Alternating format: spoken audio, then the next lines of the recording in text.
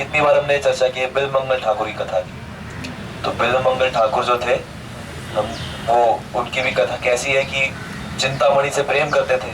चिंतामणि एक वैश्या थी और इतना प्रेम था कि अपना घर बार छोड़ के चिंतामणि क्या ही रहते थे। और वो भी प्रेम सिर्फ शारीरिक नहीं था, मतलब साहित्य से भरपूर, कथा गान से भरपूर, बड़ा ही विशेष प्रेम था, जैसे शायरी और रोमांटिक और उस तरह से। तो ऐसा बंधन प्रेम का अपनी पत्नी को भूल गए, अपने पिता की मृत्यु हुई, अग्नि संस्कार करना भूल गए ही नहीं। तो लोगों ने कहा अरे अखिलौता लड़का है, अग्नि संस्कार नहीं करेगा, कैसे होगा। तो चिंतामणि के पास गए कि चलो बिल्वमंगल चलो, तुम्हारे पिता। नहीं, मैं नहीं जाऊंगा चिंतामणि को छोड़ के, इतनी आसक्ति। लोगों ने चिंतामणि को कहा कि अरे तुम्हारे पिता गए हैं, तुम्हें संस्कार करना चाहिए। कहते हैं अच्छा तुम कहती तो चला जाऊंगा। तो चले गए, संस्कार कर दिया। शाम हो गई, तो अब तो जाना है चिंतामणि के पास। उधर से बारिश, तेज तूफान, चिंतामणि के घर जो है तो नदी के दूसरी तरफ। तो लोगों ने कहा आज की रात रुक जाओ, मत जाओ। कहते नहीं, चिंतामणि के बिना तो रह नहीं सकते। तो कूद गए पानी में, कोई नाव वाला था नहीं तो कूद गए पानी में। उनकी पत्नी उन्हें रोकने के लिए उनके पीछे पीछे कूद गई। उसे बेचारी को तैरना नहीं आता, वो डूब गई। और ये किसी तरह से तैर के बीच में डूबने लगे। तो कुछ सहारा लेके, अब सहारा ले रहे हैं, सोचे अरे चिंतामणि ने हमारे लिए सहारा भेजा। तो जैसे भक्त को हमेशा भगवान के बारे में सोचना चाहिए ना, ये भी उदाहरण है। तो वो ऐसे सोच रहे कि अरे चिंतामणि ने सहारा भेज दिया, उसने सहारे पार चले गए। फिर तूफान है, चिंतामणि के घर पहुंचे, घर तो बंद किया हुआ है, कौन आएगा इस तूफान में। तो देखा कहां से जाए, तो बालकनी से देखा रस्सी लटक रही है, तो रस्सी पकड़ के ऊपर चढ़ गए। जैसे अंदर पहुंचे कमरे में, चिंतामणि कहा अरे तुम इतने तूफान में भी खिड़की से कैसे ऊपर कैसे आ गए। तो बिल्वमंगल ठाकुर, अरे तुम्हें तो रस्सी लटकाई हुई है। रस्सी कहाँ है रस्सी। तो जाके देखते हैं तो वो रस्सी नहीं, तो वो अजगर है। कहती तुम इतने अंधे हो गए हो प्रेम में कि तुम अजगर को रस्सी समझ के चढ़ा है। तुमने नदी पार कैसे की। कहते रहे तुमने तो भेजा था वो लकड़ी का टक्का जिसके सहारे। तो अच्छा दिखाओ कैसा लकड़ी का। तो जाते हैं तो इतने वो उनकी पत्नी की लाश होती है, इसके सहारे तैर के आगे होते हैं। तो चिंतामणि जो थी उन्होंने देखा कि अरे तुम इतने पागल हो गए हो। और कहती है तुम इतने जो मेरे लिए पागल हो, इसका एक अंश भी अगर भगवान के लिए पागल हुए होते तो तुम्हें भगवान मिल जाते।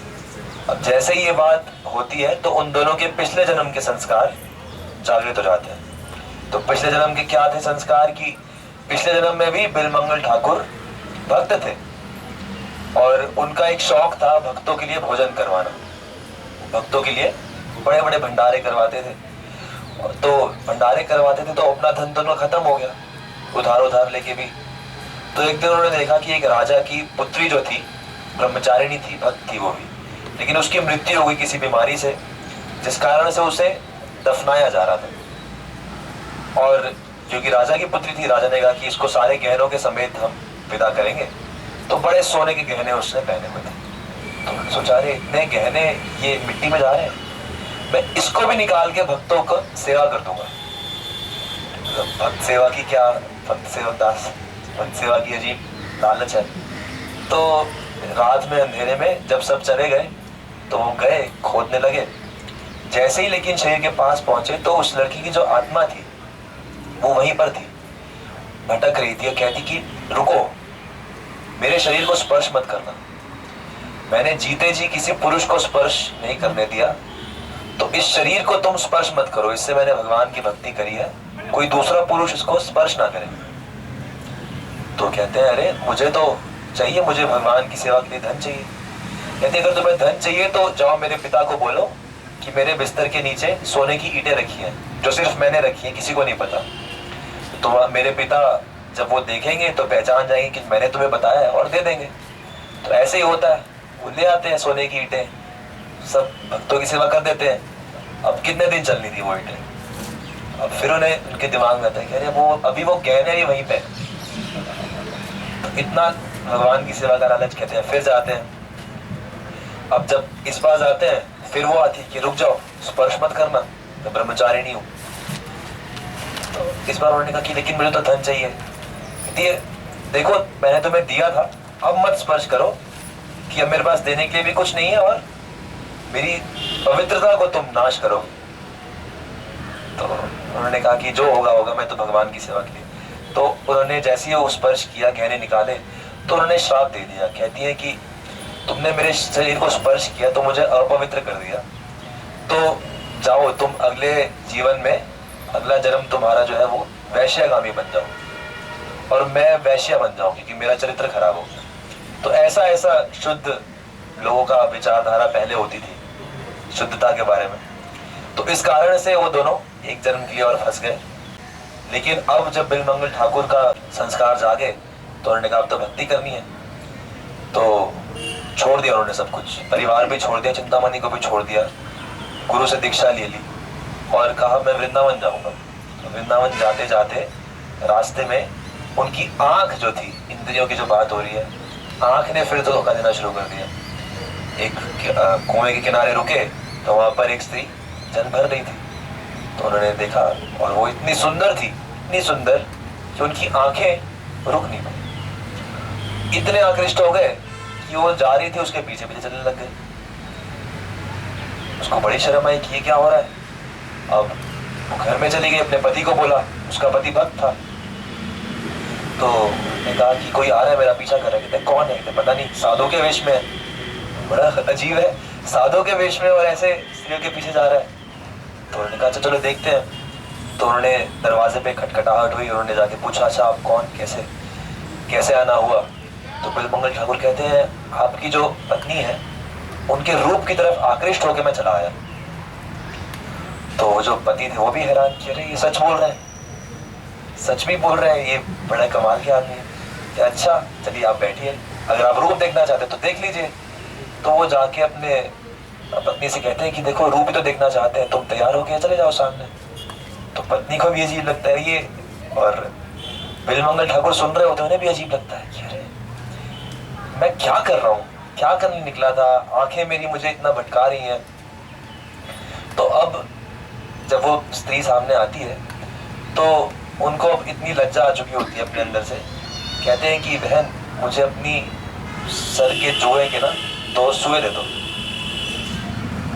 दे दिए। अब उन्होंने दोनों सुए ऐसे लिए और ऐसे अपनी आंखों में मारी, अपनी आंखें फोड़ ली कि ये आंखें अगर मुझे भगवान की तरफ जाने से रोकती हैं तो मैं इनको फोड़ लेता हूँ। तो सब दोनों लोग रोने लगे कि अरे आपने ये क्या कर लिया पति पत्नी। कहते नहीं अब यही ठीक है मेरे लिए कि ये आंखें ही मुझे भगवान की तरफ नहीं जाने दे रही। तो अब ये चली गई हैं, अब मैं सिर्फ भगवान की तरफ ही जाऊंगा।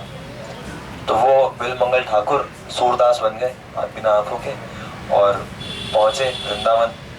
और उनके साथ इतनी सारी लीलाएं, रोज भगवान उनके लिए दूध लेकर आते थे क्योंकि वो भिक्षा मांगने तो जा नहीं सकते थे। कई बार ऐसा हुआ किसी खड्डे में गिर गए तो भगवान आए, निकाल के छोड़ के फिर भाग के चले गए। फिर वृंदावन में भजन कर रहे हैं तो रोज भगवान आते थे, अरे बाबा ले भैया ने दूध भेजा, और वही दूध वो पीते थे, उसके अलावा कुछ खाते नहीं थे, केवल भगवान का भजन करते थे। और एक दिन चिंतामणि भी आई। चिंतामणि को था कि अरे अब वृंदावन मुझे भी जाना चाहिए। और एक और विशेष चीज थी कि चिंतामणि के घर में ना बिलमंगल का चित्र लगा हुआ था। तो बिलमंगल के साथ जो जो होता था वो चिंतामणि को दिखता रहता था। जैसे दीक्षा ली उन्होंने तो उनके तस्वीर पे तिलक लग गया, उन्होंने आंखें फोड़ी तो उनकी तस्वीर की आंखों से खून बहने लग गया। तो चिंतामणि को सब पता चल रहा था कि क्या हो रहा है। तो जब वो पहुंची वृंदावन और उन्होंने देखा कि अरे ये कैसी हालत में है और कितना दिव्य इनका स्वरूप हो चुका है और भजन में लगे, तो उसी समय थोड़ी देर पहले ही भगवान दूध दे के गए हुए थे।